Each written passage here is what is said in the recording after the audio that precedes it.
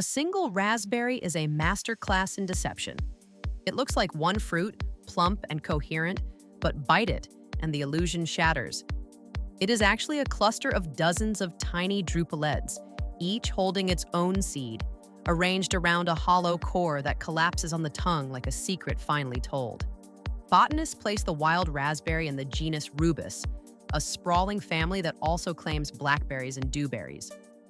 Its origins stretch across the cooler temperate zones of Europe, Asia, and North America, with fossil evidence suggesting that early humans were foraging these brambles as far back as the Paleolithic. Unlike the apple or the grape, the raspberry did not require domestication to be delicious. It was already perfect in the wild, sweet, tart, and fragile enough to demand immediate consumption. The problem was never taste, it was access. The thorns guarded the fruit like sentinels, and the season was brief. A few weeks of summer abundance followed by 11 months of absence. Cultivation began in earnest during the Middle Ages, though the raspberry remained primarily a medicinal and hedgerow crop rather than a commercial orchard fruit.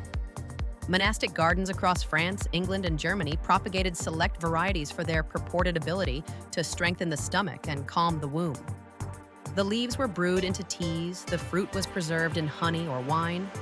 It was not until the 17th century that European horticulturalists began systematic breeding, selecting for larger fruit, fewer thorns, and extended seasons. The English were particularly enthusiastic, and by the 19th century, raspberry cultivation had become a serious industry in Kent, Scotland, and the Pacific Northwest of North America. The taxonomy of modern raspberries is surprisingly complex. Red raspberries, Rubus idaeus, dominate global production, but black raspberries, Rubus occidentalis, hold a devoted following in parts of North America for their deeper, wine-like flavor. Golden raspberries, a pale variant of the red, offer a milder sweetness and have become popular in high-end desserts for their visual drama. Purple raspberries are hybrids of red and black, combining the productivity of the former with the intensity of the latter. White raspberries, nearly translucent and honey-sweet, remain rare and expensive, grown primarily in specialty greenhouses. What has changed most dramatically is the raspberry's relationship to fragility. For centuries, this was the berry that could not travel. It bruised at a touch, molded within hours, and refused to ripen after picking. The invention of clamshell packaging, refrigerated air freight, and controlled atmosphere storage in the late 20th century shattered these limitations. A raspberry picked in Mexico on Monday can appear in a London supermarket by Wednesday, looking almost as fresh as one plucked from a Kentish garden.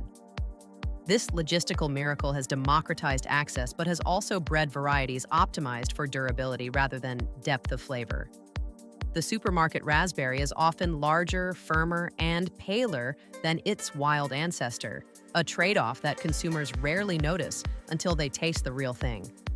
Symbolically, the raspberry carries a duality that suits its structure.